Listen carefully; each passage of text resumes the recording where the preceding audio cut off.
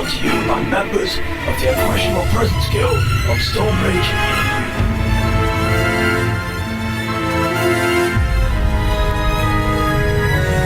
It's Tuesday, the 6th of July. This is the Unquestionable podcast.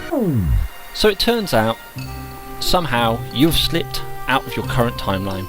You've fallen all the way from Monday, the 6th of August, to what you believe to perceive that at the beginning of the show was Tuesday, the 6th of July. Now, what I'm going to have to do is I'm going to have to send you back before the Bronze Dragonflight find out, and then they get all flappy about you disrupting the time ways, and there's going to be all sorts of panic. We can't afford to go back and get the Dragon Soul again. So I'm going to send you back. Enjoy the rest of the show, and thank you very much for listening. I'm Wolfshot, the Worgen Hunter, and joining me today are my two co-hosts. Warlock by night, Guildmaster extraordinaire all the time. Andy Mack, hello to you. Good evening to yourself. How's things?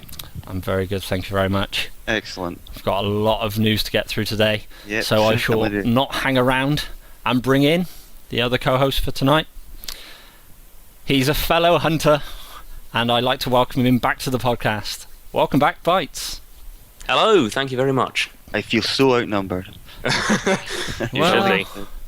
It's the big numbers hunters put out. That's what it is. Yeah. No, it's good to have you back on the show. Thank you. It's good to be back. Yeah. We've got an absolute mammoth show to get through. Lots of news, lots of progression, a massive talking point, and some other bits and bobs in the process. But first, let's cut through to the news. We interrupt your regular broadcast to bring you this important news bulletin. Finally, we have that answer to the eternally burning question: when will Mr. Pandaria be coming out? Get your diaries out. It's going to be Tuesday, the 25th of September, 2012. What do you guys think of that? I'll save your applause. There we go. I'll do it for you. All I can say is, sorry to interrupt the nice jingle there, but all I can say after weeks and weeks and literally weeks and weeks and weeks of speculation, wild speculation. Oh, very wild at times. August, September, October, but it's September. What do you guys think of this? He's happy? He's sad? Delighted? I'm quite happy and sort of also sad at the same time that I'm very, very wrong indeed. I thought it was going to be sort of December time. I was a bit off, I guess. I think me and yourself, James, were more along the August sort of time frame. Yeah, I mean, I think I started off at the beginning of August many weeks ago, and then sort of like started getting through August towards the tail end. And I think if we hadn't had an announcement, I may have lapsed into September this week, and eventually I might have stumbled across it. But no, 25th of September. Can't wait. Neither can I. It's definitely what we're needing, and it's only a month ago. I personally think when the date was finally announced, obviously the people in the trade channels and forums and stuff like that were like, "Hey, yay, hooray," sort of thing. But then there were a lot of people still saying, "Oh, it's still a month away. Well, it's still a long way away." It's not. It'll be here before we know it. That's the way I look at it. Yeah. I mean, and there's probably no better time now than sort of like maybe going off and grinding up those mats that you're going to need to level up, like your Pandarians' professions. Yeah. So there's plenty you can still go off and do. And also getting the, for example, things like the Tabard of the Scarlet Crusade, which you get from Scarlet Monastery, is, I mean, one of these things that's going to be removed. So get that while you can, things like that, which are going to be gone in the new expansion. Joe, what's your thoughts on the release and such and such? Well, yeah, I mean, like you said, we definitely need it. It's something that's needed, not that we want. I mean, if you look at it in this term, we've only got 6 more Dragon Soul runs to do before Pandaria comes out.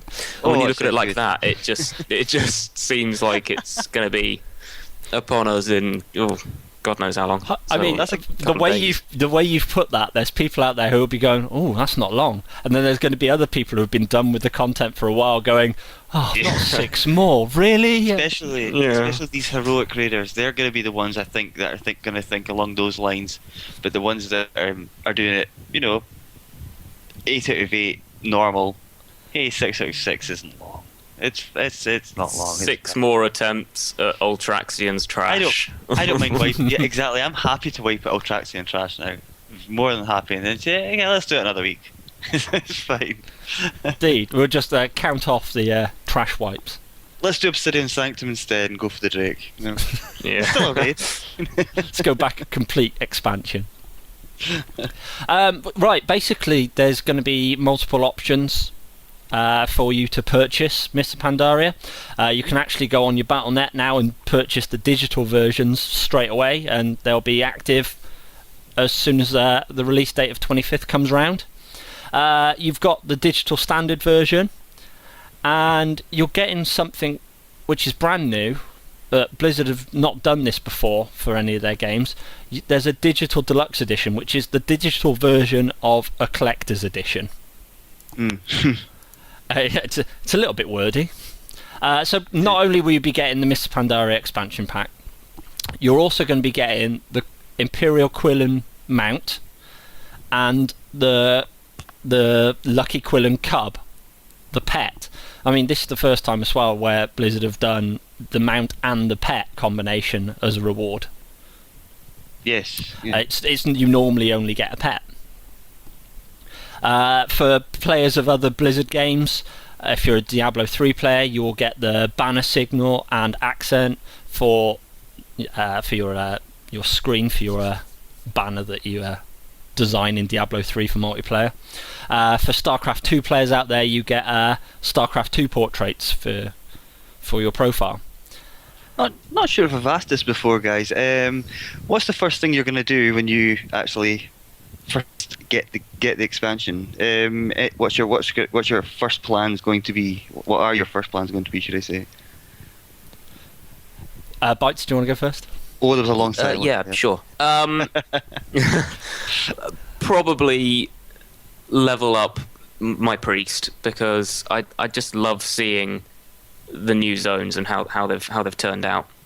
I think I will make a Pandaren in time, probably a monk, because I'd love to see the Wandering Isle, the giant turtle thing that you start on. I probably will just level up as fast as I can and get my professions up as well. James, what about yourself? Well, I'm going to level my Hunter Wolf shot to level 90. That's my first thing. That's what I'm publicly saying. After spending some time in the beta, subconsciously I think I know the answer is going to be pet battles. Yeah, right enough. You've been slightly addicted to those, haven't you? I started, and I shouldn't have, because even though I've got it in my head that everything I'm doing in the beta, every progression that I'm making with the pet battle system is going away. It doesn't mean anything, but I still do it. And it's so good. I really enjoy it.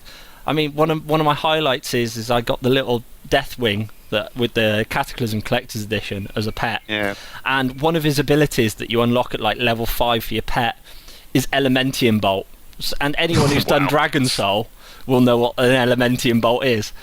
So your little Deathwing launches this Elementium Bolt into the sky, and in 2 turns' time, it then comes crashing down on your opponent's pet. Is it the fast version or is it the slow version? Do you know you get the fast version on the final platform? Yeah, I think some members of the Bronze Dragonflight have been toying around with it. That's why it takes a couple of turns. Okay. I see. But there is no option to change platform. I think in terms of myself, I will be leveling the lock first, which I always class as my main.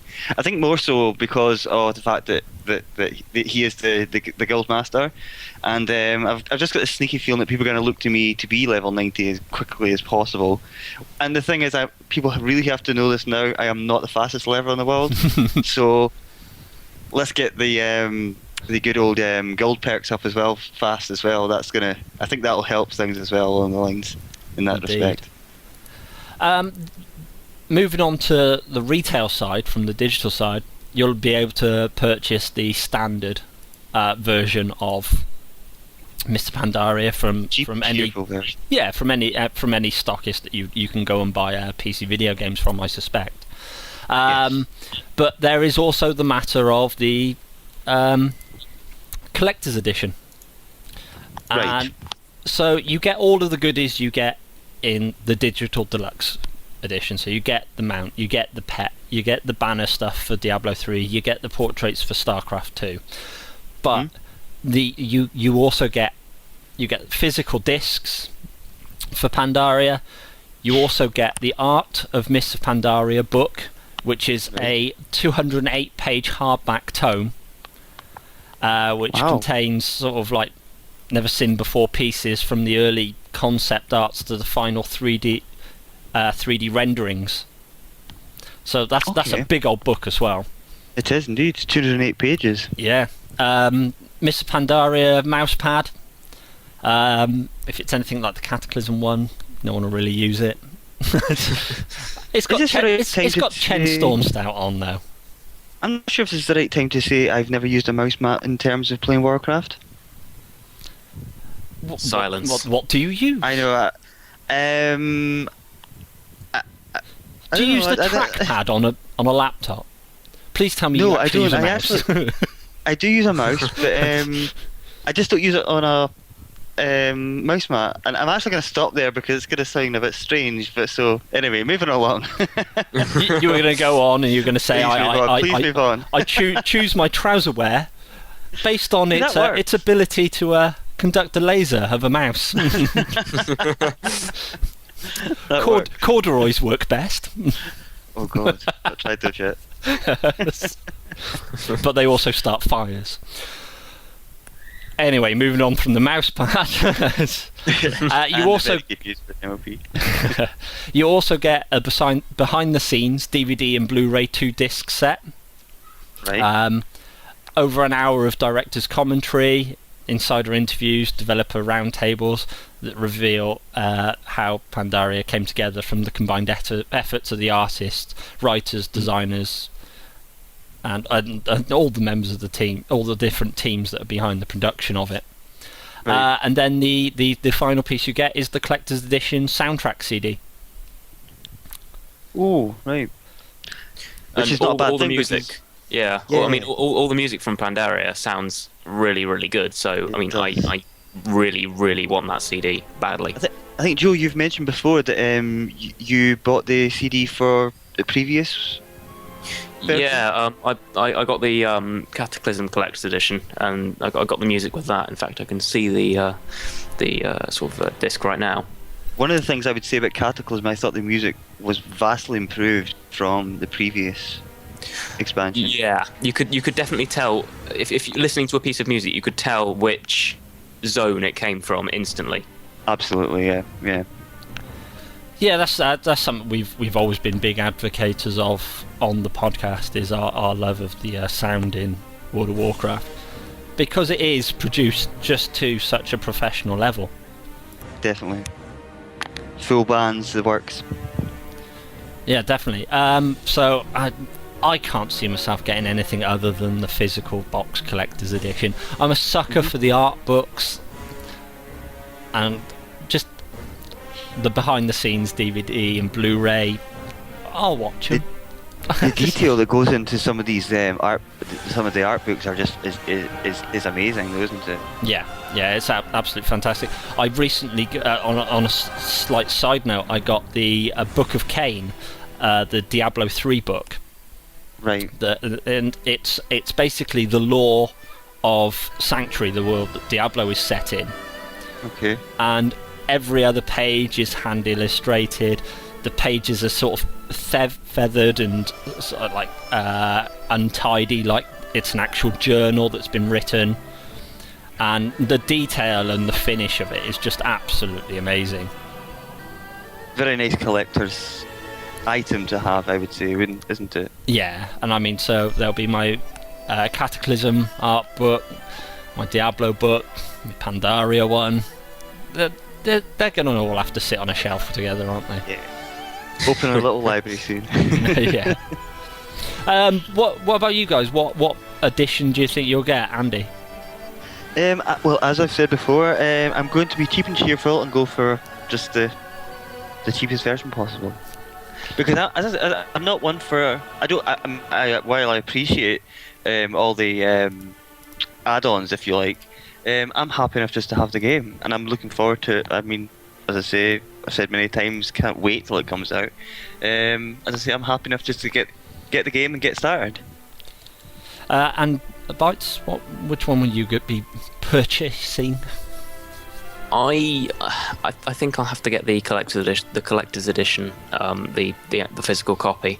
I'll try and order it online so I can get it on the day that on the 25th of September, so I can come home and just rip into Pandaria. Are you guys going to be midnight players or what? Well, the thing is if the retailers are really good and they stick strictly to their release dates, we're going to have to wait until the morning of the 25th for it to arrive by post. There's also that little bit that claws at me that hopes that they'll send them out early because they've got so many to do and I may get them the day before. You can't use them. You can't use them at all, but you can activate them when everyone else is getting on as well.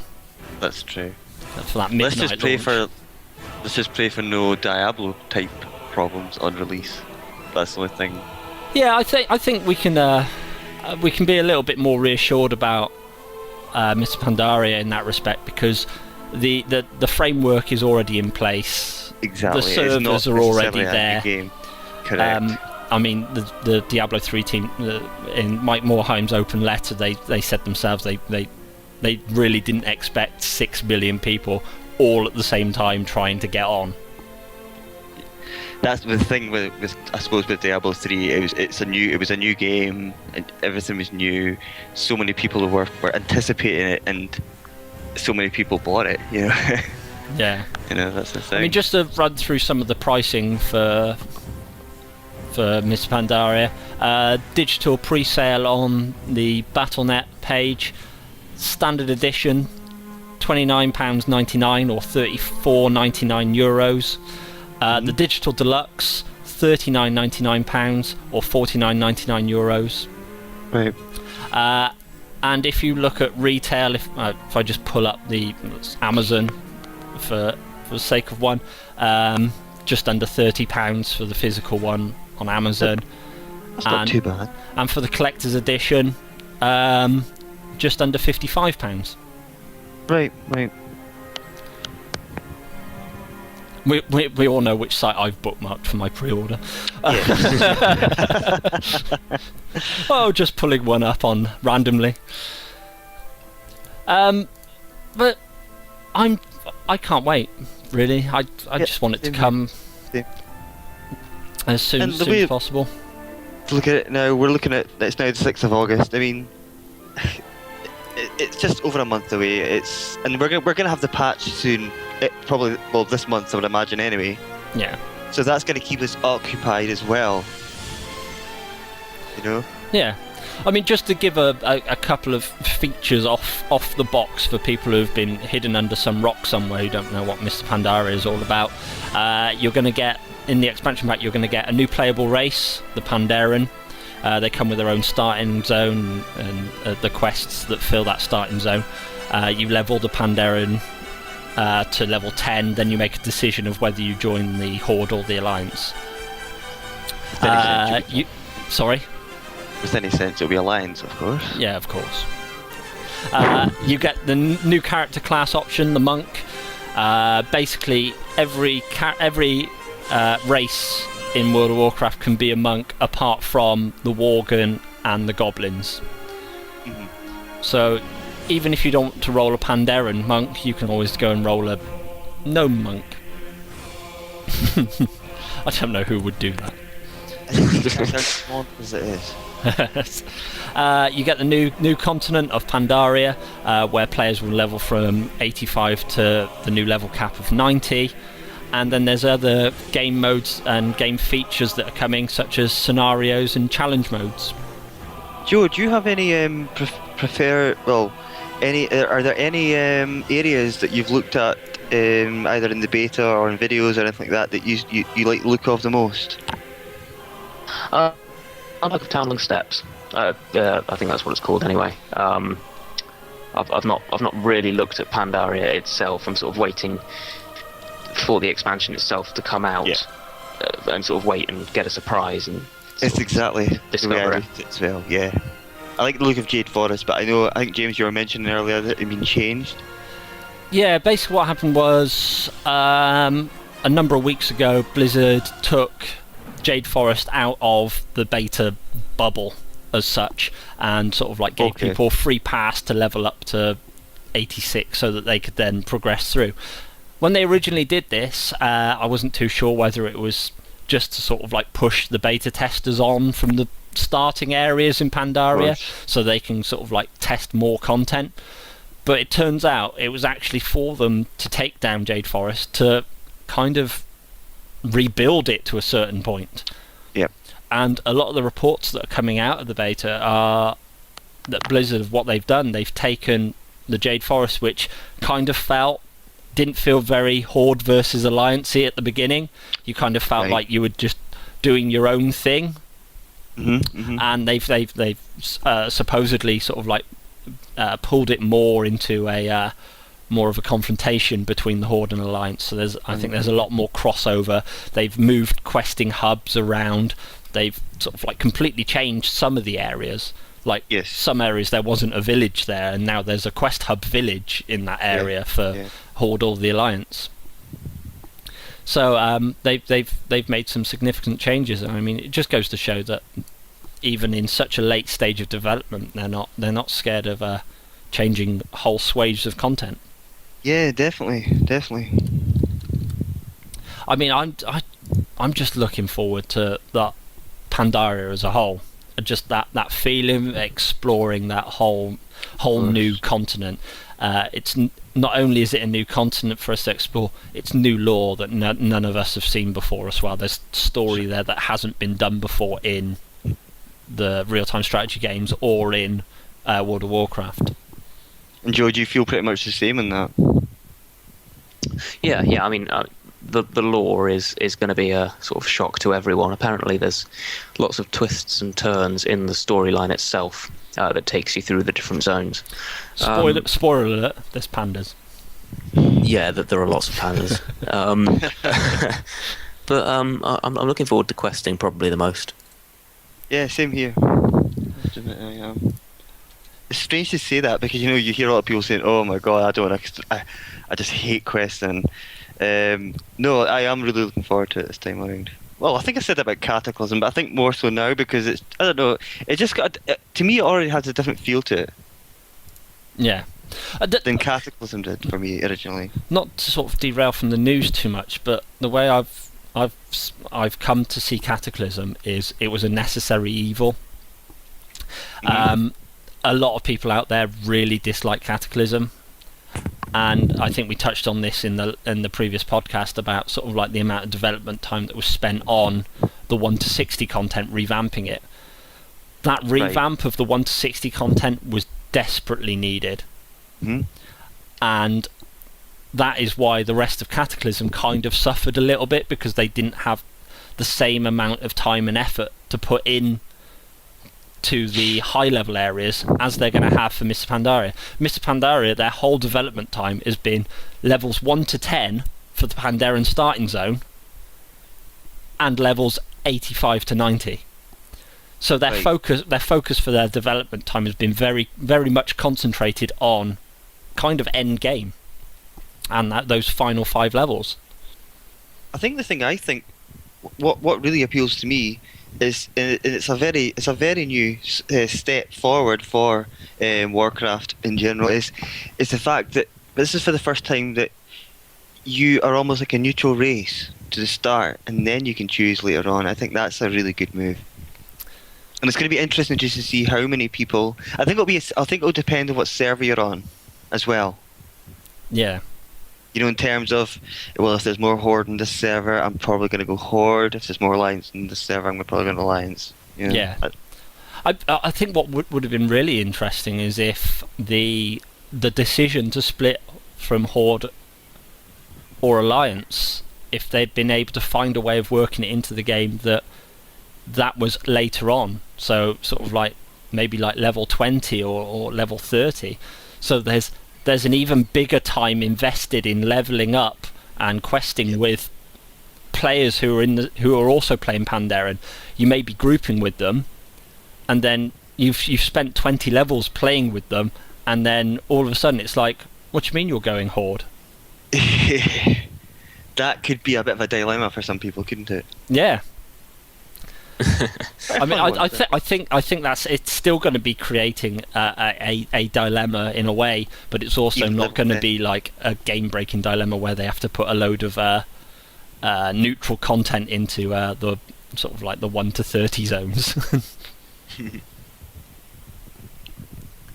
One of the things we touched on when talking about the release date, when we thought it was going to be, was the key starting dates for things in for like world events. And yes. Joe, they've made an announcement about one of those, haven't they? Yeah, I mean, 25th of September. You're probably thinking, great. Wait. What about Brewfest? Well, Brewfest's been pushed forward. Well, it's been brought to a later date.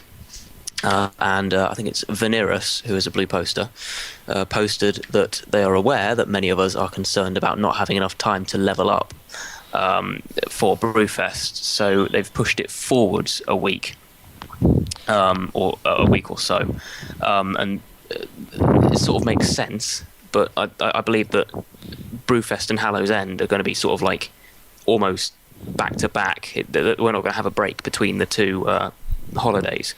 Andy, what do you think about that? I'm not sure. Brewfest is not one of my favourite festivals. I think it's one of yours, Joe, isn't it? But I do enjoy Brewfest. For me, because there's lots of beer. Yeah, well, that's and mounts and yeah. For me, Hallow's End is my favourite festival. Even I don't know. Part of me thought that they might have actually just, because of the release date, part of me thought they might just actually scrap Brewfest altogether for this year. Because when we first were speculating on when Mists came out was going to come out, there was all these there was a lot of information and pictures and posts coming out showing you item levels for level 90 item levels for things you could win from Brewfest. Is there a Brewfest boss, isn't there? Core and Iron Brew, I believe. Yeah, that's the one. And the items that you could win from him were level 90. So that was one of the main. That was probably one of the biggest reasons. I think a few of us thought that Mist was going to come out probably August. But obviously they're still gonna go along with Brewfest, but it's just going to be delayed. The fact that it's back to back, I don't think it's going to be too much of a problem, really. I think a lot of people might enjoy it more because it's going to also give you even more things to do quicker without having to wait. You know, sometimes people like the festivals. It's going to be a case of, well, I've got one festival and yet another game, I've got another festival straight away after that. So I think it's probably going to be better for more people. More people are going to prefer that, if you know what I mean. Do you not going to think it's too much, though, having an expansion pack come out and then instantly have a festival pushed on you where there's gear to be won and things to do and achievements? What I think could be a problem is I think less people are going to take part in Brewfest because of the fact that Mists has just come out. More people are going to be leveling their characters. I think you'll see a very big drop in people taking part in Brewfest, if you know what I mean. I don't know about yourself, if you'll still probably go along with it. Maybe on an alt. Yeah. What about yourself, James? Do you think you'll be taking part in Brewfest? Well, I think looking at the dates, is Brewfest normally starts 20th of September. Mm-hmm. Because of the Pandaren launch on the 25th, I think what they're doing is they're pushing it to the 27th. Yes. And it usually finishes around October 4th, I believe. So obviously that'll be moved on another 7 days, so it'll finish that bit later. Hallows End doesn't finish until the 18th, so there's still going to be a small gap between the end of Brewfest and the beginning of Hallows End. There is also one other thing, though. There's also going to be Darkmoon Fair, which is going to be starting on the first of every month. I know that's not such a big deal, quotation marks, in terms of say Brewfest or I know. Sorry about all you Darkmoon Fair fans out there, but that's going to be another semi-festival, if you like. So it's going to be a pretty busy couple of weeks, you know. I don't know. I mean, I just feel there's going to be less people taking part in Brewfest this year. Yeah, I agree. I think that will definitely be the case. That people are going to be busy leveling. So absolutely, yeah. When making pandas. Yeah, definitely. Who doesn't want to make a panda eventually? But yeah, like you say, the people are going to be sort of like distracted by the leveling process. They're going to be sort of like rolling alts that are pandas. So yeah, maybe they won't have enough time to taking Brewfest, or people who may be getting a little bit bored of leveling. That pains me to say that. We haven't even started yet. But people who may be getting a little bit bored of that, then maybe they will just sort of like take a little bit of time out, do some of the Brewfest stuff. Yeah. Obviously, if you're not level 90, I don't think you're going to be able to do the boss for Brewfest. Yeah. But that only gives you 9 days at the latest to get from level 85 to level 90, and for some people that's going to be a bit tight, let's say. Would you say for the majority of people, Joe, that's probably going to be the case? Because you get the occasion, not the occasional, you do get the people that can level from 85 to 90 in probably one day. But I know I just wonder, do you think the majority of people are not in that category? Well, we have guild perks now, and lots of heirlooms, yes, which help tremendously. So I have a feeling most people will have finished leveling from 85 to 90 in about 5 days. Let's say a level a day. That's definitely doable for most people.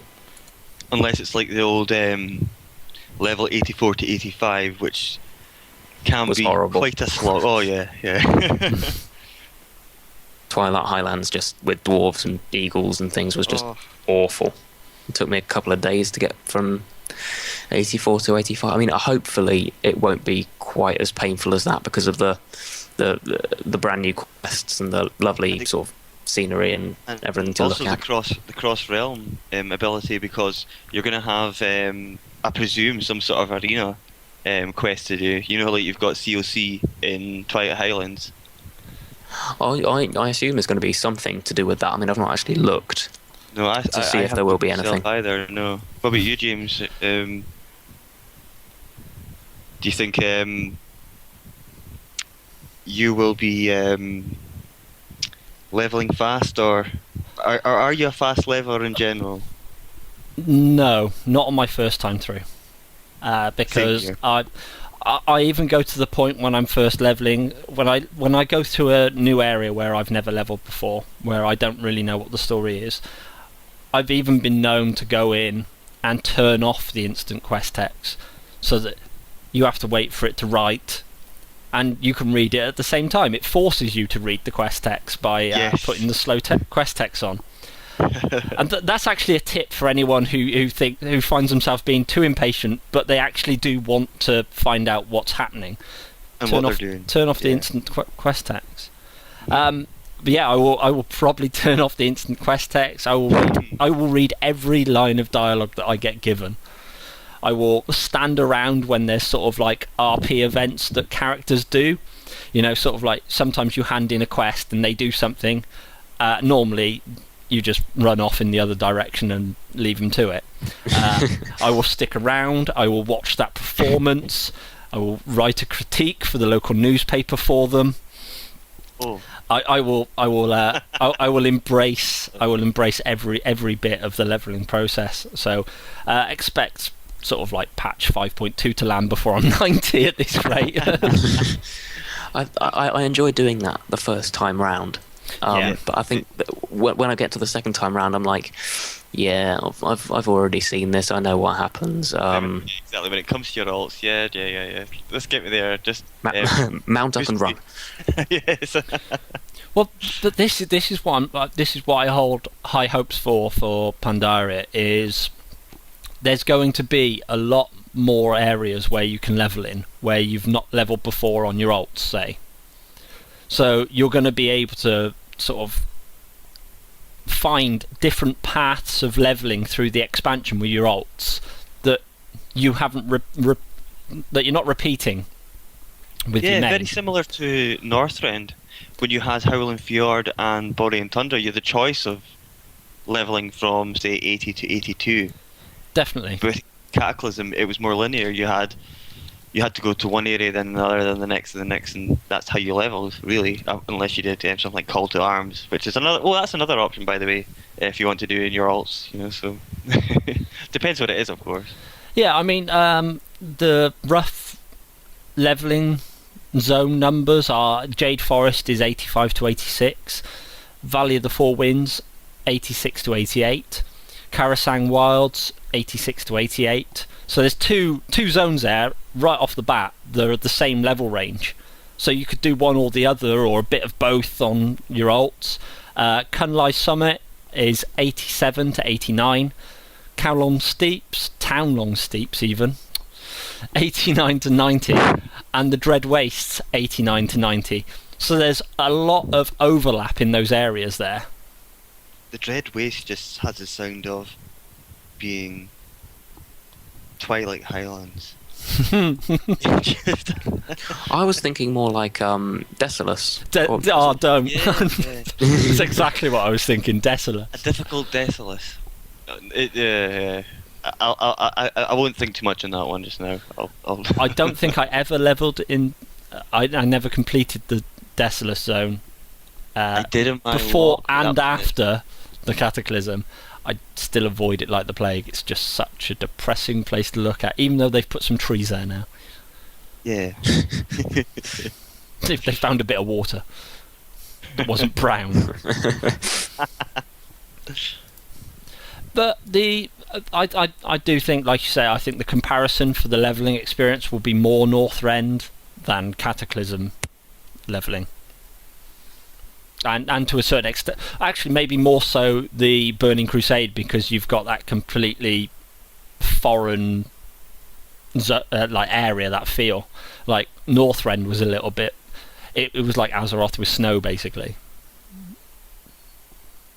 Whereas I think all apart from Sholazar Basin, which was a bit of a, I like Sholazar Basin because it was a nice change from constant tundra, if you like.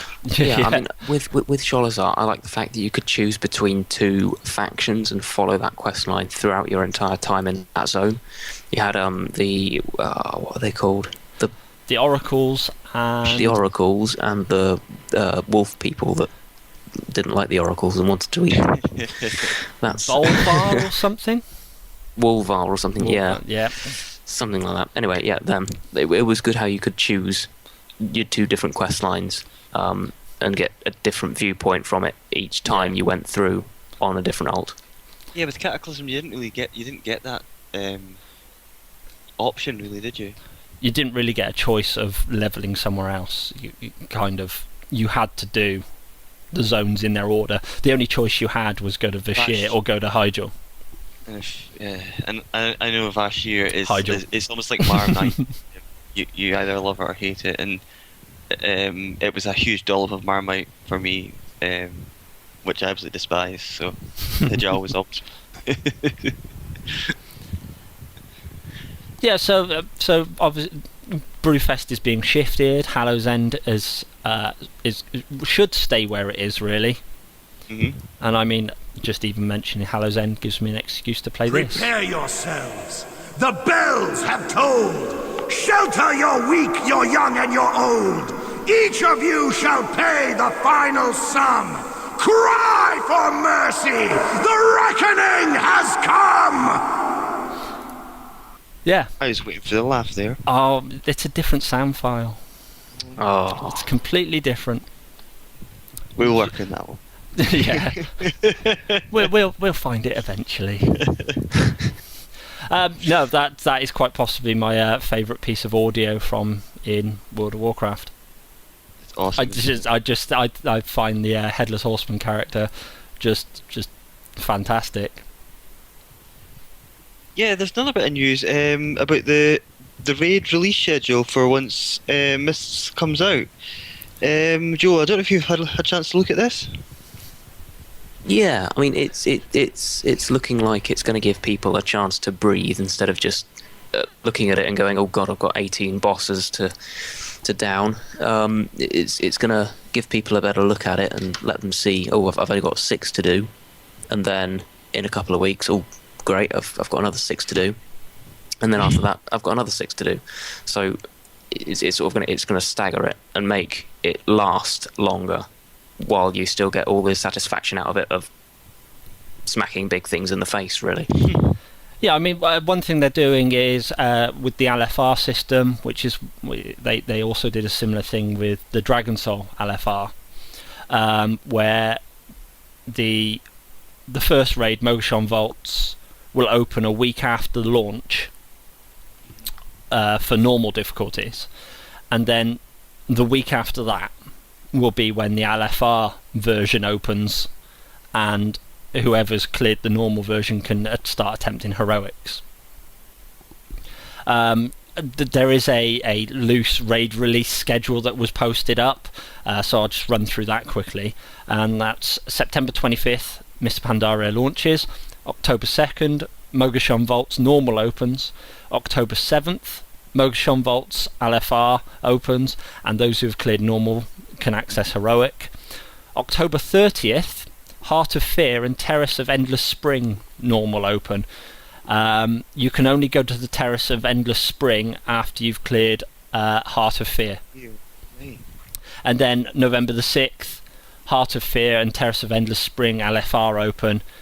Queuing for Terrace requires the clearing of Heart even on LFR, and those who've cleared Heart can access a heroic Heart, and the same for Terrace of Endless Spring. So from October 7th to October 30th, we're only going to have one raid open to us. Which is good. October 2nd, sorry, should I say, because that's the normal opening. For those waiting for LFR, you get a week less.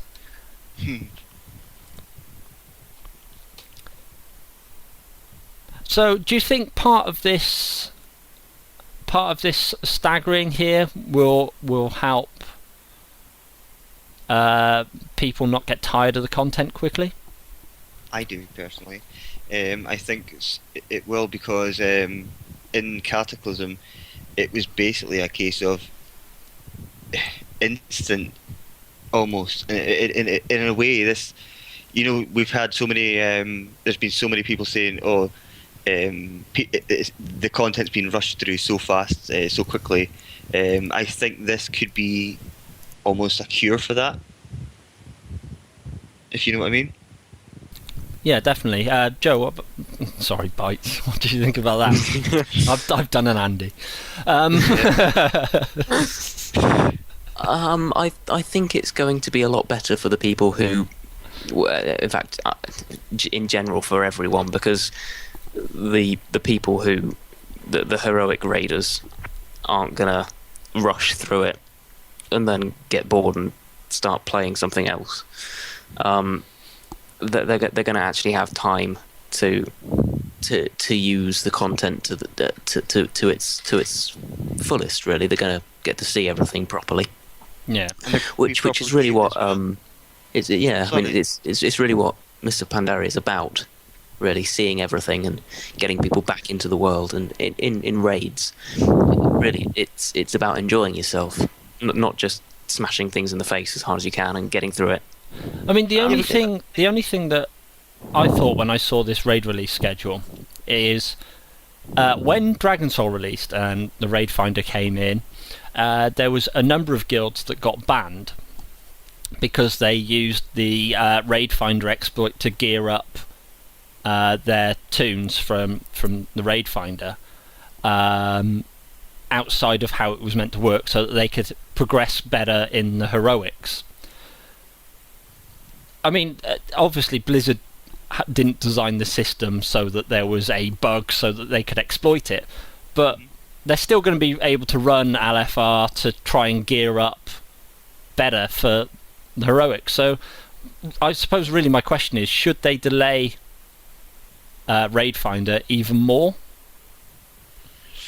Ooh, that's a good question, actually. The question I've got in my mind, which I haven't actually looked at, do you know what the required item level is going to be to enter LFR for Mogashon Vaults? I haven't got the foggiest, is my honest answer. I'm surprised I haven't looked at that one yet. Yeah, but I do like the idea of the fact that you've got to clear, for example, Mogashon Vaults on normal before you can, access heroic modes. Because I'm not sure, can you access heroic mode Dragon Soul without clearing it on normal? Does anyone know? I don't think. Not sure. Because that's something, again, I'm surprised I don't know about, because I'm presuming you can't, but it's just not. This is a little bit ambiguous the way it's coming across here. Which bit? Sorry. Well, it's just when it says it's saying about how Mogashon Vaults LFR opens. Mogashon Vaults normal opens, but those who've cleared normal Mogashon Vaults can only then they can only access heroic mode. I think we could probably safely say that you have to have killed the final boss in Mogashon Vaults normal to be able to access heroic. That would make sense. That's how I read it. Right. Okay. And I think that's how it's worked in the past as well. Like you say, I just wasn't too sure, even with Dragon Soul, to be honest. No, I think that's how it's happened. I think the person who is leading the raid, who sets the raid difficulty, needs to have opened up the heroics by clearing the normal, by getting a normal kill. I mean, maybe we're wrong. If we are, send us an email, unquestionablepodcast@gmail.com. Send all complaints there. Yes, and address them to me, because it's me that's probably got it completely wrong. So remember, use my name and in capitals. Like you're shouting. One thing this does do is it clears up we posed the question a number of podcast episodes ago, what the progression order for the raids would be, because there being that many bosses, so there's got to be an order. So the order by the release schedule is confirmed as being Mogashon Vaults, Heart of Fear, and Terrace of Endless Spring. I think that's the way we actually predicted it, didn't we? I can't remember. I may have to go back. I think I'm starting to doubt myself whether I said Heart of Fear first. Ooh, I think you said Mogashon Vaults first. I like your answer better than mine, so I'll stick with that one. We were right. When this information went up, there was obviously lots of questions from people, and one of the questions that was asked was about the world boss availability, when they would become active, and from day one basically. So you'll be able to take down those gigantic world bosses that are going to require raid-sized numbers to kill, even when you're at level 90. So if you're at 85, the numbers that are going to be required are going to be even more. Yeah, just hearing world bosses will be available on day one, and one of the world bosses is called Azuragos. Yep. And so from what I've just read from Bytes, the release date, September 25th, is going to be quite fun. If we bump definitely. I mean, Azuragos, as you can probably imagine by its name, is a giant dragon. No surprise there. Yeah, no surprise. But I think the world bosses are a welcomed return. I think they're going to be certainly fun. People are going to be popping into the trade or in their own guild chat looking for former group to go take him down. I mean, it's by no means it's going to be a difficult fight because he's a world boss. He's designed for a raid to fight.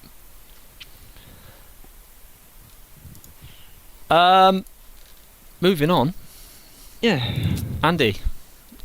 Yeah, we've had the good news of a release date, of all these new features that are coming.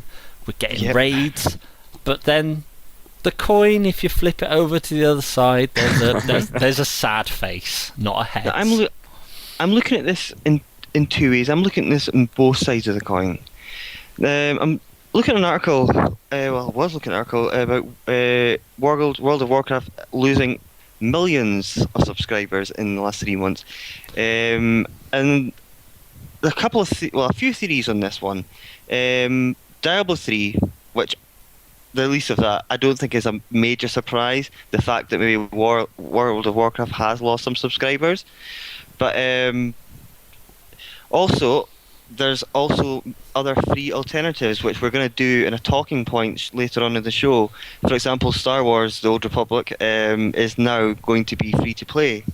Yeah, it will be going free to play in, I think the estimation is November. Another theory is that basically this Activision is turning off hardcore gamers by appealing to the masses. I think in terms of that, what they mean by is appealing to the masses, appealing to every single age group. I hate the term dumbing down, but not the casuals. Yes, that's the one. And also the fact that simply the game has been out for a very long time. For example, since 2004, and a few people here I've read saying the game is showing its age and stuff like that. What do you think? I mean, personally, I think that's going to change once MOP is released. The numbers are going to pick up immensely. What's your guys' opinions on this? Well, just to go on the pure numbers thing to clarify, the number that Blizzard admitted in their earnings call that they had lost was 1.1 million subscribers, right. Which brought the overall World of Warcraft subscriber base to 9.1 million. Right. I mean, they did go on to say in their earnings call that most of the subscription losses were from the East, and the Asian markets are notorious for the number of different styles of the number of different RPGs there are out there. Of course. There's, the whole free-to-play market, that's where it started, is that neck of the world. So, as you can imagine, there's probably someone pulls a MMO out every day over there that's free to play.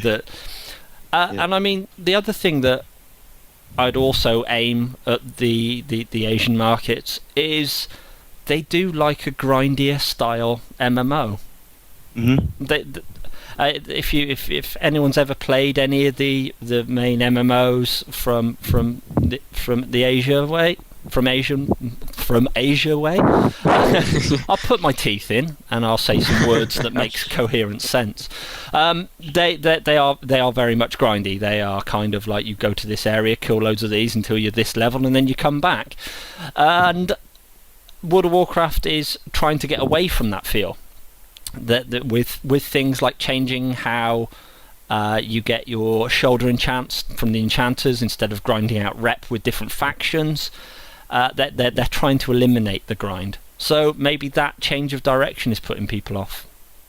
On the other side, on the good side of the coin, I think when Miss is released, which obviously is next month, the fact that the pet battles, I know this is related to another franchise, but I think that's going to really help boost numbers as well.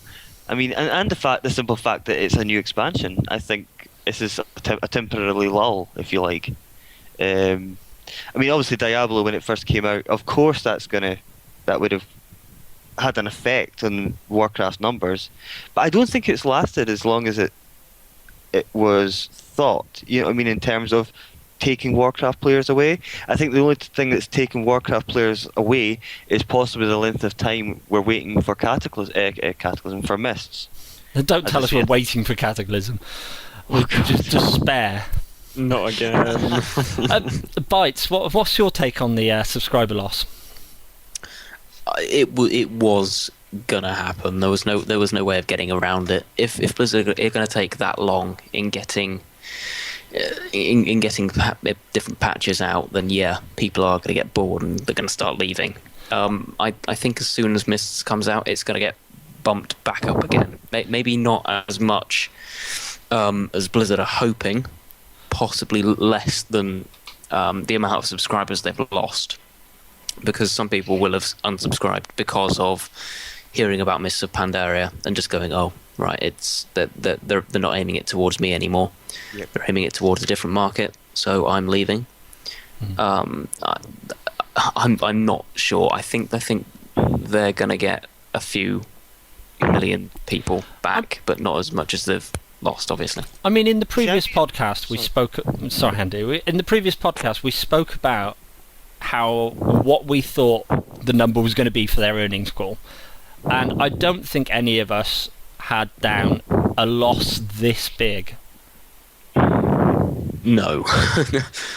we had like around, I think it was 500,000. Yeah, 500,000, maybe stay level with people returning ready for Mists. I mean, 1.1 million it's 10% of what their subscriber base was. I mean, yeah, that's a massive number. I mean, they've still got a lot of people playing it, but no company likes to lose 10% of its market Player base. No. If you go back to the previous quarters, so this current one that we've just had, 1.1 million subscribers lost. Quarter 1, 2012, no subscribers lost, which now seems like an absolute mystery how that happened. I mean, that quarter 1 I think that coincided with the release of Raid Finder. Quarter 4, 2011, 100,000. Quarter 3, 2011, 800,000. So that means in the last year, World of Warcraft has lost 2 million players.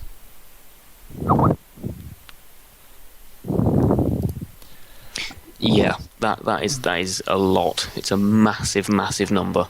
I'm not sure what Blizzard are going to do about it. Hopefully, bring out an incredible expansion pack. I mean, it's worth noting that 2 million subscriber loss for Blizzard. I mean, if any other MMO out there, including the ill-fated Star Wars, was to lose 2 million subscribers, they'd be in subscriber debt. Yeah, they would owe the world subscribers. Yeah. So it's kind of a strange place that Blizzard are in, because there's no one else for them to sort of like compare their numbers to see what they did, because they're at the forefront of this, because they are the leader. And I mean, ultimately, at the end of the day, they've still got 9.1 million subscribers, which is more than probably any other MMO on the market. By a long way. I mean, even if they lost subscribers at the current quarterly rate, they would still be going for 2 years with above 1 million subscribers. So it's a strange one. I mean, do you think this could be us seeing the World of Warcraft sort of like leveling out at a constant number by shedding these, or do you think we're going to have another peak like we did during Wrath of the Lich King? Because I think Wrath's peak was 12 million. I personally think it's too early to say. In that, I think it's going to depend just how how well received Mists is, really, and also, as I said before, the fact that there's an added element to the game. For example, pet battles. I think that's gonna. I think it's gonna help. I think it's. I mean, it happens every time, doesn't it? I mean, once a new expansion is released, numbers go up. Yeah. It's keeping those numbers up. That's the thing. Yeah, it's keeping those numbers floating at a healthy level. I mean, not being 9.1 million subscribers is, I think you could still class as very, very healthy. Just maybe not as healthy as they thought it would be. Exactly. Well, I think we'll re-pick up that topic a little bit later on in the show. As I said, we got a bit of a talking point later on in the show about the future of MMOs. But we'll move on. And Joe, you've got some sad news for fans of those purple dragons. I do. The achievement, What a Long Strange Trip It's Been, no longer rewards master riding. So, unfortunately, you're going to have to stay at 280% speed, and you're going to have to buy 310% flying yourself instead of having earned it over a whole year. It's good that people now have to earn the gold, I guess, and it's sort of bad that a whole year's work only gets you a mount when you know that it did get you at a time something that costs 3,500 gold at its cheapest now. I mean, what do you think about that, Andy?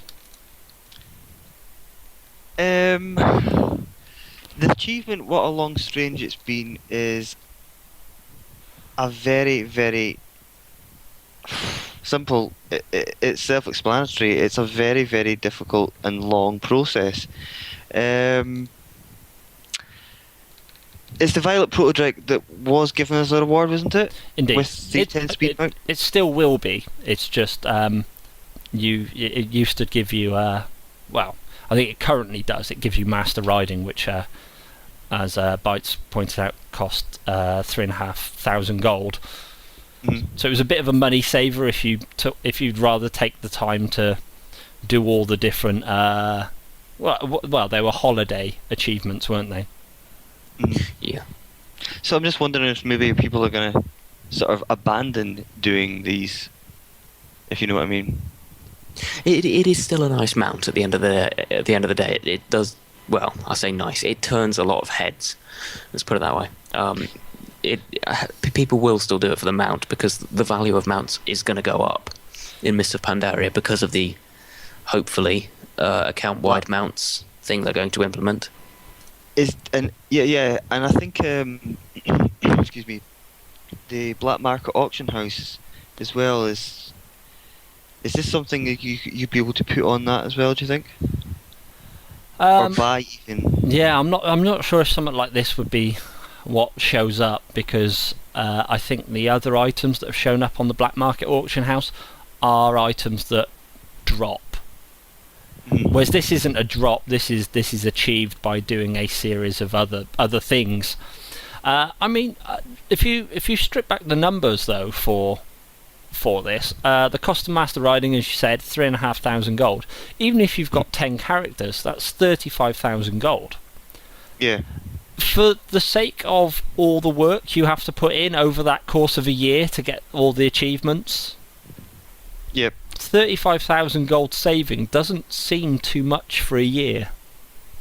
I think what can annoy people, for example, people have been working so hard for this, and say, for example, all they've got to do is just a couple of things, and Brewfest. They grind all, and they grind all this for so long, and then they do this.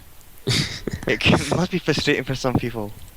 But to be fair, by the time they've done all this, they probably have enough and more for the 310% flying. Because yes. I've got this achievement and it takes a whole year, and in that year you do earn a lot, and you at a certain point you will have some spare gold lying around, and you will buy 310% flying at some point, guaranteed, because of all the flying you have to do with it. Yeah, that's a good point.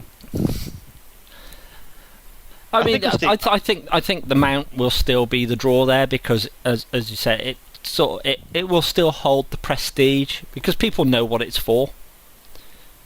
But it's almost in a way like Blizzard think that every player is gold capped. In a way that way as well. You know what I mean?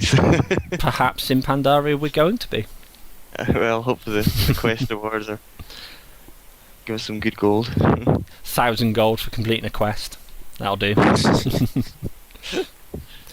I mean, we're not going to be paying out for new abilities or anything like that either. We're just going to be learning them on the fly as we go. Yeah. So you're not going to be spending money on that. I think there are going to be a reduced number of ways that you have to spend money. Mm. So maybe Blizzard anticipate there being more money in the economy. So making people pay for master riding isn't going to be such a chore for them. No. And of course, we're not going to get Pandaren flying until level 90, so you're going to have 85 to 90 to save up all your money for Pandaren flight. Yep. There's been some big changes in the works and coming along for how Valor works, hasn't there, Andy? There has indeed. Something called the Valor of the Ancients buff. Basically, in Mists, things are going to be made easier for you to earn Valor points on your alts once your main character is capped for the week. The buff basically increases the Valor earned on all your characters on a realm by 50% after one character has capped for the week. This basically comes along with another change to Valor points that limits the amounts you may hold at any time to 3,000 points per character. I mean, So, they've basically made it a little bit like Justice points, where you can only have 4,000 Justice points, can't you? Yes. So they're now limiting the amount of Valor points you the can Valor hold. points as well. I don't mind this too much. What about you guys? I was just about to say, Bytes, what do you think the implications of this new Valor point system is going to be? Well, I think people are going to sort of take turns on having their alts Valor capped, so all of their other characters can earn it 50% faster. I think it also encourages people to use their alts. Say, for example, your level, it'll be your level 90 alt, I suppose. It'll encourage people to do more things on each of them more regularly as well. Yeah, and I mean as you said, the buff is going to be an increase of 50%. So that's quite a substantial increase that you're going to be getting. Yeah.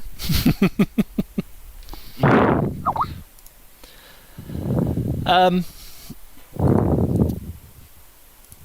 mean, I think this will just mean that people can choose how they want to earn their Valor points. What they may want to earn them by redoing on an alt raid finder, or they may want to do it by by doing the 5-man dungeons, or by doing the dailies, because you're going to be able to pick up Valor points from dailies. That's interesting. Which dailies are going to have that? Like the ones for the new sort of factions? So, yeah, I think it'll be the level 90 dailies. Okay. Yeah, I would imagine we'd be. So not only will you be able to sort of like build up your rep with the different factions like the Tillers and the who are the fishing ones. Oh, that's going to annoy me now. But never mind. Yeah, the fishing ones. So you won't only get rep with them. You'll get Valor points as well. It's the anglers. That's the one. That's kind of very fishing related, so I probably shouldn't have forgotten that one. I can get the Tillers for the farming, but I can't get anglers for fishing. That says a lot at this stage, doesn't it? I mean, there's quite a lot of news there, and I think we're going to see an increase in the news as we get nearer the date and things become finalised a bit more. And when the patch comes out as well, I think we're going to see quite a bit of news too. Yeah, we should be getting a pre-patch for Mr. Pandaria, which will bring in Shall we the. start predicting? Sorry. Shall we start predicting the patch? Oh, I was just getting there. Yeah, the patch will bring in things like the talent changes and the glyph changes. I like the idea because it's going to give us, it's going to ease us into mists. I think slightly. Well, more than slightly. On our mains, even. Yeah, it's going to give you a pity good the people idea that- of how your character plays. I pity the people that've got 1085s. I really do. Yeah, there's plenty of people out there who've got 1085s who'll be looking to make good work of that 11th slot that's being opened up for Mr. Pandaria. Hmm. And the other thing I think the pre-patch will do is if you want to level up a character to use as a new main, Yeah. you're pretty much going to get 4 or 5 weeks maybe of leveling that new character to 85 with the new talent system, with the new ability system. So when Mr. Pandaria hits on the 25th of September, you're not starting from level 1 if you want to play a human mage, for instance. Yeah. You're only going to be starting from level 1 if you want to play a Pandaren or a monk. Or a Pandaren monk. Yeah. Or any combination of those. Let's do our wild speculation. We love a bit of it. When are we going to say the pre-Mr. Pandaria patch is going to hit? Andy, you go first. Actually, next Wednesday. Next Wednesday. So for people listening to this in the future, the 8th or the 15th, are you saying? The 15th. Yeah, I do mean this Wednesday. I mean like the whole Wednesday. Yeah. I thought I'd clear up any of the the next confusion, and we'll just go for a date, the 15th. I just think by now we would have heard something, something on the rumour mill. You know how when a patch is quite close, you usually hear quite a bit of rumours. Mm. We haven't heard anything really. So Yeah, Bytes, what about yourself? I'm gonna have a wild guess and say my birthday, which is Wednesday, the 22nd of August, And because it seems more likely. Yeah, and I'm gonna hop right in that bed too, and go for the 22nd.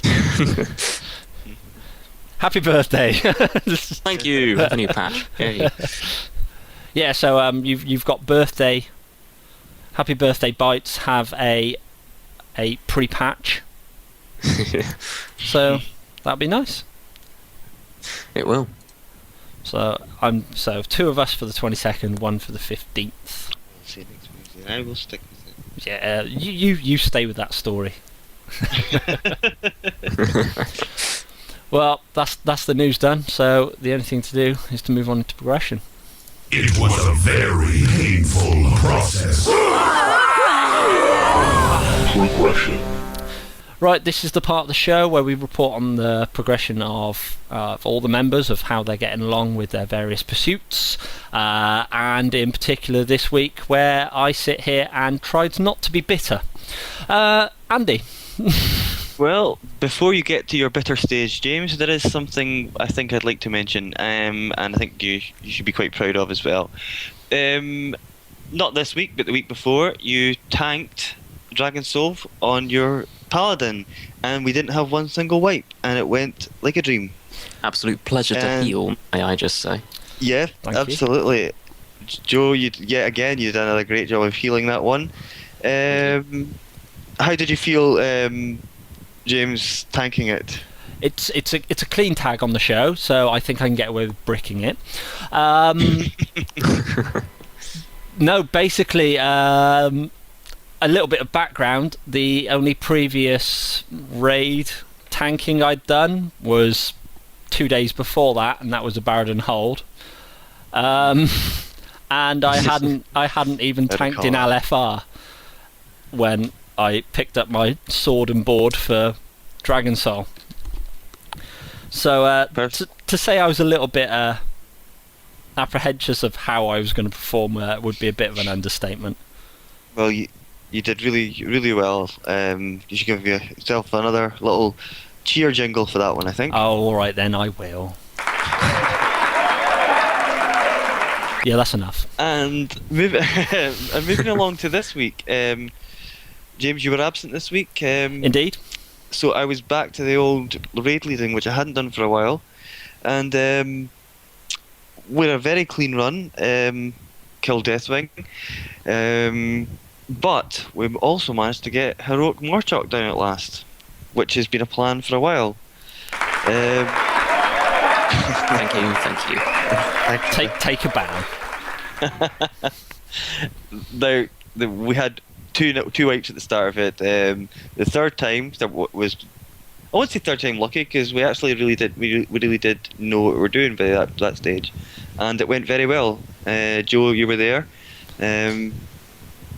Healed very nicely. Everything went great. And something else happened at the end of the raid. We also tried Ultraxian Heroic. We got him down to 30%. A bit more practice, but we'll get there. On Deathwing, the mount dropped, didn't it? And a tank who wasn't from our guild won it. Just sod's law, that's all I can say. Always going to be that way. I've got to say, it was good fun. It was a nice clean raid, apart from Ultraxian Heroic. But I will say one thing as well. I'll be glad when you're back leading it on Thursday, James, because you've got such a good loot add-on. I was back doing the old 3-2-1 thing, and where you're trying to type it fast enough so it's consistent, and sometimes it was fast, sometimes it was slow, sometimes people would roll before I actually link the items. You know? Nice. But it was great, and lately also we've been getting further and further into the old PvP realm, if you like. I've personally been doing a bit of arena with one of our healers, Temps, also known as Joe. We've got ourselves a few wins under our belt, and also been doing a few arenas with, let me pronounce this correctly, Halarl, you know what I mean. We do, but we're just going to wait for you to pronounce it. I'll just call him H. That's good. H. They just make him sound like a member of Steps. Oh no, okay, we'll scrap that. That's been very good fun. I mean, ever since finally since I've managed to get some sort of resilience up, because I was going around with zero resilience for goodness knows how long. Now I'm up to nearly 2,000 resilience. It's made a huge difference, and we've managed to get quite a few wins under our belts. But apart from that, it's been a great week in terms of raiding, and long may it continue, and also long may it continue into Mists. But I'm looking forward to Thursdays, James. So Indeed, hope you get as am I. Hope you get the old cobwebs off your hunter. Oh, no, he needs dusting off. He really does. But again, I can't complain.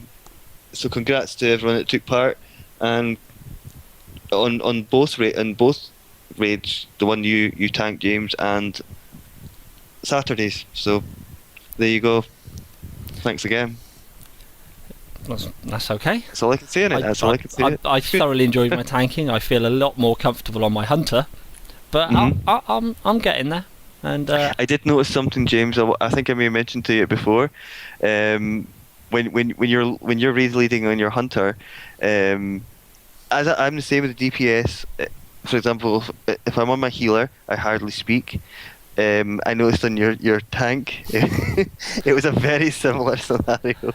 Indeed, deathly quiet whilst I concentrate on pressing buttons and trying not to die. This is unusual. It felt strange, but I understood completely why, and it worked. So yeah. There's just so many things whilst tanking that I don't have to concentrate on my hunter. I know there's things that work vice versa. For tanking and DPS, but I suppose it's whichever one you're most comfortable with, and obviously my hunter, I know my rotation inside out, and my paladin, not so much. There's more things to keep a lookout for. Well, for me at the moment, anyway. You would never have thought that was the case. So, again, well done. Thank you, and also once again, congratulations to everyone who was involved in the heroic Morchok kill. Thank you very much. Thank you. Congratulations to Desand, who won the mount. Although it's a slightly bitter taste from the guild. Although, no, I don't. We're only joke. kidding. Well done. Bytes, how?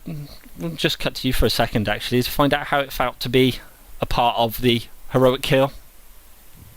It felt quite good. I mean, we'd been talking about doing heroic mode for quite a while, and to actually get Morchok down to 0 health. In fact, Morchok and Cortron, or however you call him, felt really good actually.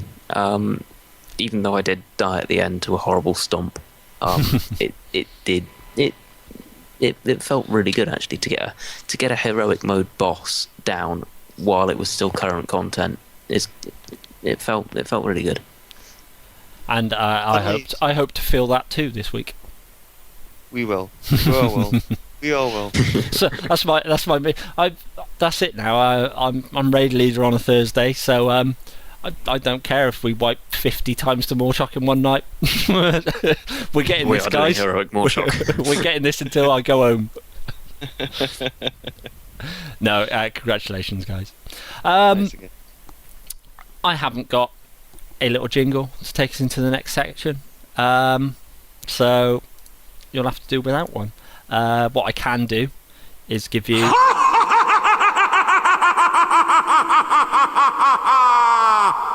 I have been waiting for that all day. So yeah, that since October. There you go. Yes, even more so. Yeah. So leading us into our next segment is the Headless Horseman, and we've got a bit of an interesting topic today I want to bring up with you guys, and that's the future of MMOs, and kind of particularly to the current subscription model that WoW is so massive under, that seems to be failing for everyone else. The first point really is, I might as well lead with it because it was a big piece of news that came out. Star Wars: The Old Republic dipped under 1 million subscribers, so EA BioWare have made that decision to take it free to play. There will also be a subscription side to it for different benefits, etc. But essentially, they're putting out the leveling and the character development part of the game where you level up will be free. What are your guys' reactions to that to start with? I'm just gonna go on an article I pulled up about this because it's not really something I've thought about until you guys mentioned it earlier on, pre-show. Basically, this article is basically Sony Entertainment President John Smedley has said that BioWare have made the right move in adding a free-to-play option for its struggling MMO Star Wars: The Old Republic. He says it's the only way to go for new games. It was the right decision for SWTOR, apparently, which is a fantastic game, in brackets. Wait until you see our next round of games after PlanetSide 2, which I have no idea about, so you guys are going to have to help me on this one. Well, first of all, to address his quote, I think that's very much EA planting the ball in BioWare's court for the misfiring of SWTOR.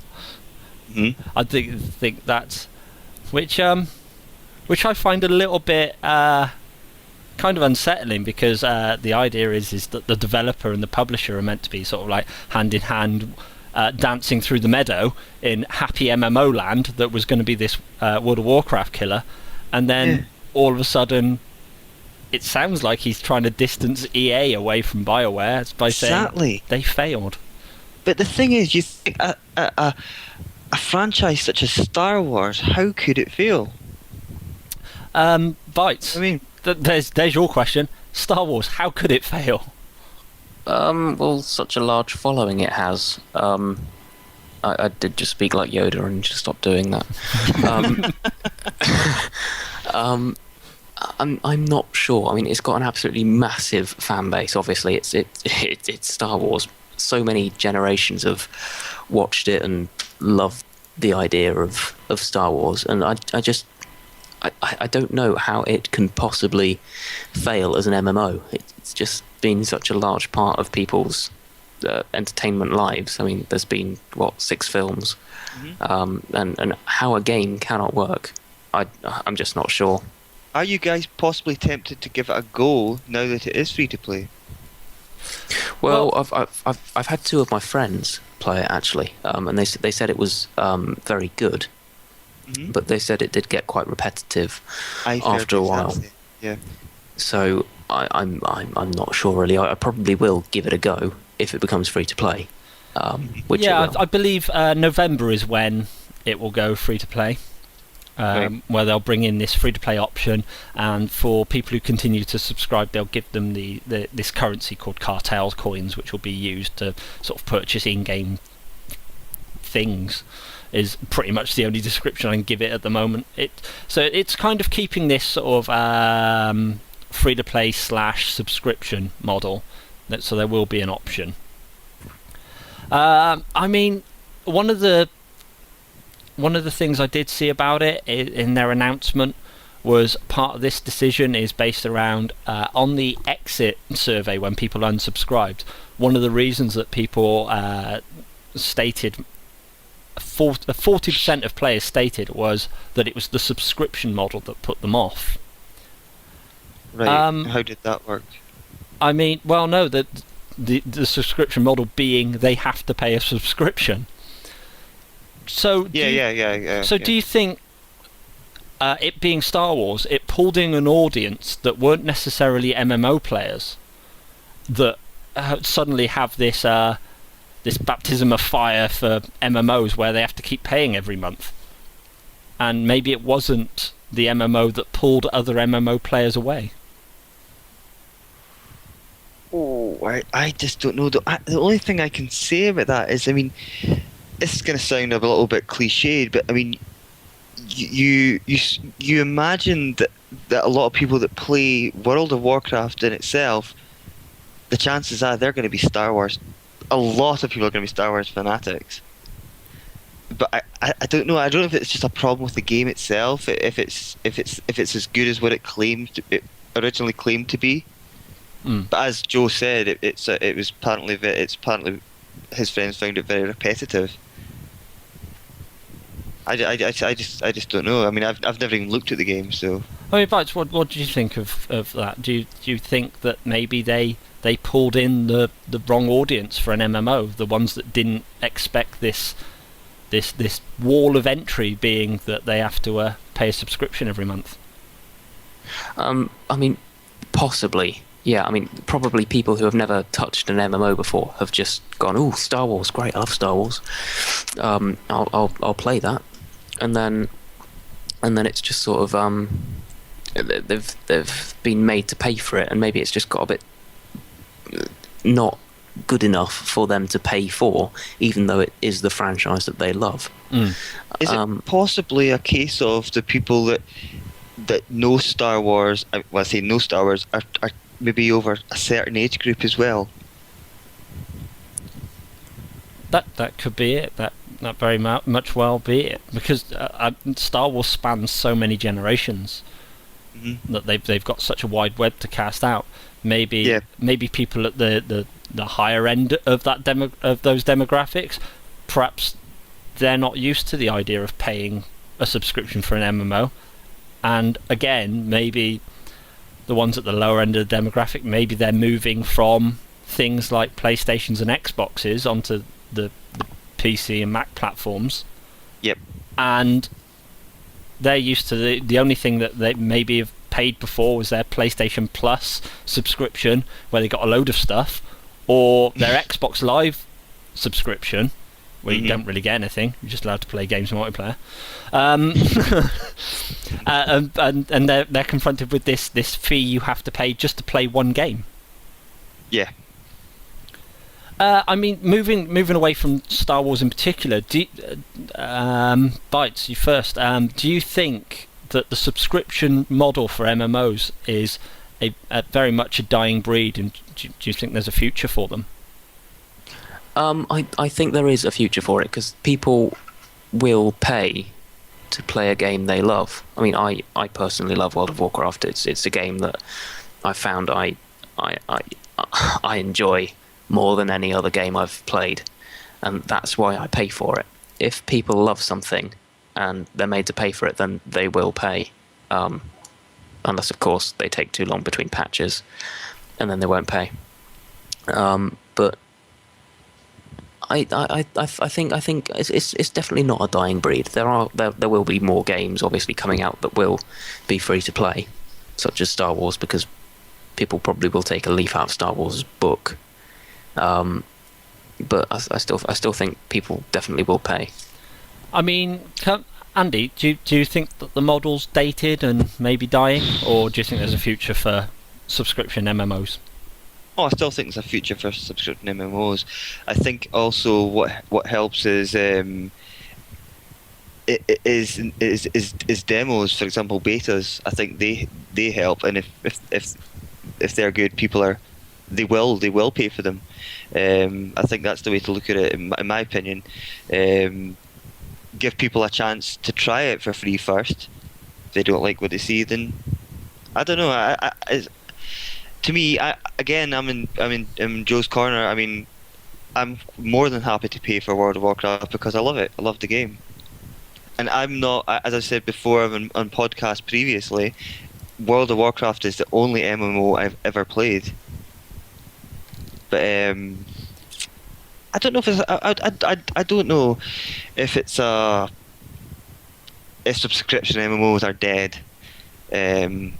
Long live free to play type thing. No, I don't know. I mean, I think my take, and I know I said moving away from the Star Wars thing, but I will use Star Wars as an example here. When Star Wars released, the only way you could try the game was by getting a trial key off someone who'd bought a box copy. Right. And I think, and when it launched, I thought to myself, I'd love to try it, because I'm not one of those. I'm not in that die-hard camp of World of Warcraft is the greatest ever and nothing's ever going to surpass it, even if that new sparkly thing that I haven't tried, I don't care. It's not good enough. I'm firmly not of that mindset. I am perfectly willing to try other games to see what they're like. I think it makes you appreciative of what you find in other games. Mm-hmm. But Star Wars in particular, they didn't offer a trial until later on, where they did sort of like free weekends to a certain level. Then they did a trial for sort of so many days. Then they did a trial for so many levels, and then ultimately they've arrived where they are now, where they've got a free-to-play option. I mean, if they'd just come out and said, right from the bat, you can make an account and you can play on like the World of Warcraft starter editions, you can play up to this level to try our game, and then just buy it, register your number, and you can carry on from where you left off. Yeah. I think that they may have got more players that way. What do you think about, and maybe this is maybe getting slightly off topic, the upcoming Elder Scrolls MMO? Do you think that will be free to play, or do you think it will be Warcraft? I worry for the Elder Scrolls MMO, because if you look at the length of time it's been in development, it's been in a development period where go subscription, then go free to play if it fails, was the way you did things. So I think they have got that game purely squared up. You buy our game at launch, you get 30 days free at the beginning, and then you pay us £8-9, whatever it is, a month to keep playing. And I think they're launching into a world which that is very difficult to do. I think Star Wars has shown that massively, how something that's got a massive name and brand behind it, a massive development studio in BioWare, and a massive publisher in EA, and they've still failed. I mean, there's lots of people out there who will criticise me for that opinion that they failed, but ultimately, at the end of the day, they were quoting like the 10s and 12 millions. They were gearing themselves to head up in the same direction of World of Warcraft, either A, to dethrone it, or B, to sit next to it, and they failed. Right. Yep. And I worry that the Elder Scrolls Online is too far into development to change direction. Of course. And I think they will need to launch with either a free-to-play option to a certain level, or only so many zones, or some restricted way of playing it for free. I also think there's there are so many, as you said, especially in the Far East, the amount of MMOs like available. I mean, Guild Wars 2 is going to be. I don't know much about Guild Wars 2 either. Again, as I say, I'm only really familiar with Warcraft. Well, I don't. Well, Bytes, what are your thoughts on the Elder Scrolls Online, if you have any? And additionally, what do you know about Guild Wars 2? Well, I am looking forward to seeing what the Elder Scrolls can bring from the games that have been on Xbox and other consoles, obviously. Mm-hmm. But I can't see how it can fail, really. I assume it's going to be you're going to have to pay monthly for it. Yeah. But I can't see how it can fail because of the massive following of Skyrim. It's a big game. I know a lot of people who play it, and for them to be able to play together now, I think it's going to be irresistible to some people. Yeah. I'll definitely be giving it a go myself. I mean, I'm one of those people that absolutely adore Skyrim and the previous game. Absolutely brilliant. I didn't play it on PC. I played it on PS3, and I thought it was fantastic. Still do. I still haven't completed it yet, but I will get back to it eventually. It's one of those ones where you can take your time over. It is. It certainly is, and that's what I like. There's no pressure. Like, for example, if you look at Warcraft, you've got to almost keep up with things. If you know what I mean, you have to. Especially, I think in my case, I'm going back to this this old thing again. If it being a guild master, you feel. I hate to use the word pressure because it shouldn't be like that. You must. I don't enjoy it. Nah, I love it, really. I really do. But you know what I mean. It's with things like Skyrim and I forget the previous game. Oblivion, that's the one. There's no pressure. You can just go back to it when you feel and I think an MMO version of the Elder Scrolls, that'll be different. I think that's going to be different. But I think it'll be good. A lot of people are skeptical about it. Yeah. I think it could be excellent. I think it could be excellent. Yeah, I certainly hope that the Elder Scrolls Online is a massive success because as you say, like yourself, I'm a massive fan of the series. I've on the PC, I've played Daggerfall, I've played Morrowind, I've played Oblivion, and I've got Skyrim as well, which I've played a little bit of. And they come across to me as games where I can just pick them up for half an hour, go and explore a random dungeon somewhere and have some fun. I think you hit the nail on the head. With World of Warcraft, you kind of log in and you almost feel pressured to do things and progress. I don't know if that feeling of I need to level up in an Elder Scrolls game is the right feeling you want. You kind of want that feeling of wonder what's in here. There's also things that they've had in the games previously where I don't think necessarily in an MMO where you've got death and respawning at graveyards and however they decide to do it. I'm not sure that would work very well under certain circumstances. Like I remember in Morrowind, very early on in the game, you're walking along through a wooded area and out of nowhere, this wizard lands dead on the floor in front of you in a heap, and you search his body, and he's got these scrolls on him, these jumping scrolls, and if you read one, the next time you jump like thousands of feet up into the air. It's absolutely obscene, and if you don't land in water, you die. Discoveries like that you get in the Elder Scrolls universe, I don't know if they translate to an MMO. Those stories you get. And personally, this may be a bit presumptuous, but I presume they're going to take some sort of leaf out of Warcraft book. I think they're going to have to. Yeah. Bytes, to an extent. is Guild Wars something you're looking forward to? I mean, it's very unusual, as in you buy the box, it's an MMO, you don't pay a subscription. I've not really paid much attention at all to Guild Wars. It's when I was first introduced to WoW, I was told that Guild Wars was bad and I should not touch it, and that's sort of been engraved into sort of the very foundations of my MMO game play. I guess I always sort of think it's hard to beat WoW at what it does. It's a very good game. I've not really looked at all at Guild Wars at all. Yeah. I've not even seen the trailer. It's very some of the things it's offering.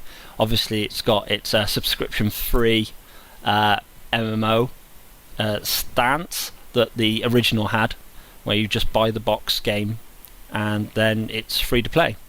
Effectively, you don't pay a monthly fee. But it's also got interesting features like kind of like dynamic questing areas. Say you go to this area, and I think one of the examples I heard was you go to a centaur village and you burn down the village. The centaurs will stop attacking the local village, which another quest would have seen you help fend off the attack. Oh, okay. And then you've gone and you've destroyed their village, and then maybe you go to the cave nearby where the head centaur guy is, and you kill him to even thwart their plans even more. And then maybe you'll be able to pick up a quest that'll help rebuild the village, or on the other side, you may find that there's quests that take you through to help the centaur crush the puny people in the village over the hill there, and sort of like the zone will change dynamically depending on what the players have done inside those quest restraints. Okay, so yeah, it does sound interesting now. It sounds different to WoW, but a definite good different. Yeah, I might have to give it a go when it comes out.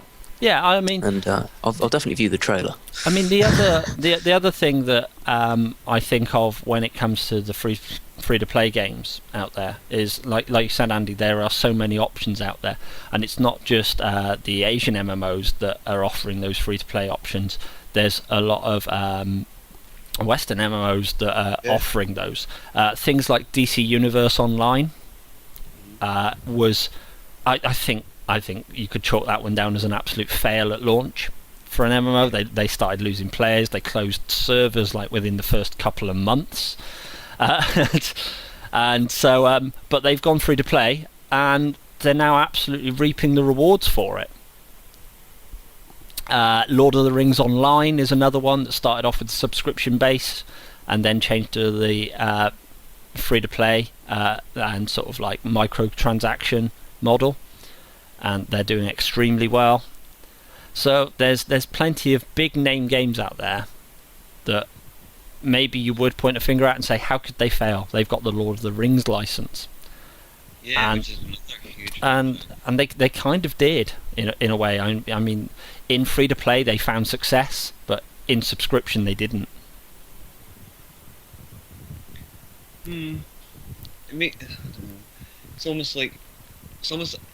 I think in some people's cases, like some people are like, why should I pay type thing. I don't know. Maybe that's all it is. Maybe I paid for it once. I paid for the actual product. Why should I pay more and more? I don't know. Well, that was that was going to be one of my next questions, actually. Do you think with these subscription-based games, if they gave away the game digitally to people, do you think people would be more inclined to stick with it at launch a few more times? That's sort of like for a few more months. Bytes, do you want to pick that one up? Possibly, yeah. So instead of spending that £30 on the box copy from your local game retailer, you go on the website, you make an account, and I don't know, say you commit to paying for 2 months. Do you think that possibly would work a bit better? So simply because you just tie people there's in. no box. Yeah, there's no sort of box, and people understand what people. I don't know. They sort of might prefer to download the game for free rather. Well, they will prefer to download the game for free than buying a box for it, which is effort. Yeah. I mean, it sounds like a better model than what World of Warcraft has, in a way, I guess. Andy? I don't know. The way I look at it, in a way, sometimes I know £9 a month doesn't sound a lot to a lot of people, but to a lot of people it also is, and especially people that actually really like to keep playing every month. Part of me wonders maybe if they, I don't know, maybe it a 2 month subscription for, say, a sort of a middle of the range price might attract more people. I know you can buy the game cards, but you don't see them so much now. In fact, I live in Aberdeen, and there's like all the major stores up here, and I remember just when I was in town, I thought instead of using my card, just go and get a game card, and could not find one anywhere. Yeah, I went into my game, my local game, and I asked if they had any WoW time cards, and he sort of went, "Ooh, they are like that." It's almost like stuff. It's almost like they're phasing them out, I think. Yeah, it's all going electronic now. Yeah, definitely. Yeah. But I think he pulled out about 3, and he said, if you've got any spare cash, buy them now because they are gold dust at the moment. Yeah, definitely. I've heard people say the similar thing. Yep. So, do you think this is maybe World of Warcraft is going to disappear from retail and go purely digital? I think so, yes. There's a possibility, but then again, people like you, Wolfshot, like boxes. Indeed, I love boxes like that. Oh no, I just mean in terms of paying for the subscription. Yeah, I meant A, subscription-wise, and B, also moving on that extra kick, because we've seen the digital deluxe edition of Mr. Pandaria announced, which is basically digital collector's edition. Mm. Oh no, I don't think in terms of the box sets of the actual game will go out, because too many people like to collect things like that. So I don't think that'll happen, no. Not anytime soon, anyway. Me and Bytes are still suckers for boxes. Well, thank you for those opinions, guys. If anyone would like to share with us their thoughts, not our thoughts, because they're our own, share your own thoughts with us. Creepy. Yeah, that'd be scary, that would. It'd be like having Cthulhu in your head. There is one thing I'd like to do before we sign off, guys. Ooh. Yeah, I sort of mentioned this at the start of the show. I was trying to think of some sort of competition. We have had competitions in the past. We've had, quite a few, and we haven't had too much responses to them. Now, this one I'm hoping will get people involved. Seeing as Mrs. Pandaria is pretty much round the corner next month, I would like people to send in their their future names for their new panda, their Pandaren even. Now, the winner of the best name will receive a very nice prize. Ooh. And the prize will be 5,000 gold. Wow. There we go. But- In-game gold. Yes, of course. Not real gold bullion.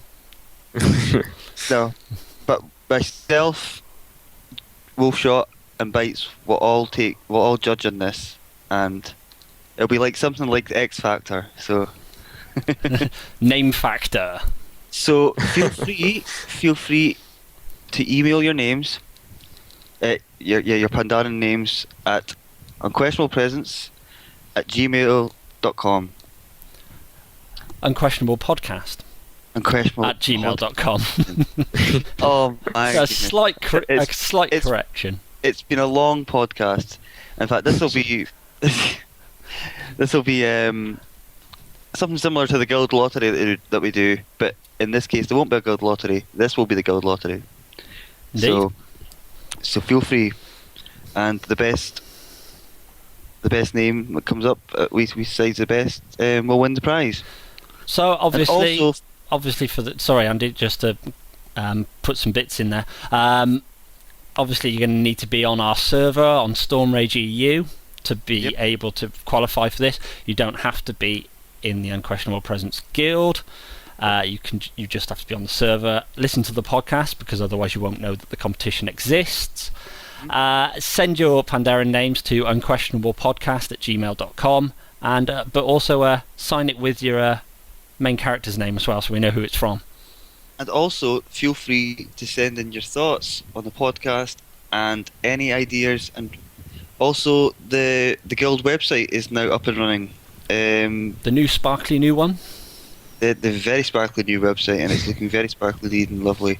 James, do you have the address? the address for it? I do indeed.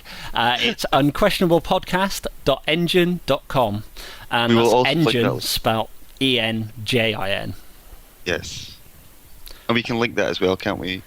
Yeah, we'll put all the links up in the show notes. We'll put the email addresses. Because Basically, it takes you straight to the podcast interview as well. takes you straight to the podcast, straight Yeah. to the page. You can access the forums by registering. You can contact us via the page. You can just come and be a part of the big conversation we're having over there. Absolutely. And we're also always looking for some future guests, guildies, non-guildies even. It's not an exclusive club we run here. No. We are from Unquestionable Presence, but we are trying to reach out to the realm, and everyone's welcome from the realm. Who wants to talk about their class, who wants to talk about their experiences, who wants to talk about their raiding experiences, anything like that. We'd be more than happy to have you along for a guest stint, at least, anyway. Definitely. Before we sign off, thank you, Andy, for joining today. No, And thank you to always glad Bytes to be here. for Thank returning. you for having me. It's nice to have Thank you you for back, having Joe. me. Yep, nice to be back. Email address unquestionablepodcast@gmail.com. Website unquestionablepodcast.engine.com. You can also find us on iTunes, where you can leave us a review and you can rate us. Come join the conversation on the website. That's all I'm going to say. We'll sign off, and it's goodbye from all of us. Good evening. Goodbye. And goodbye.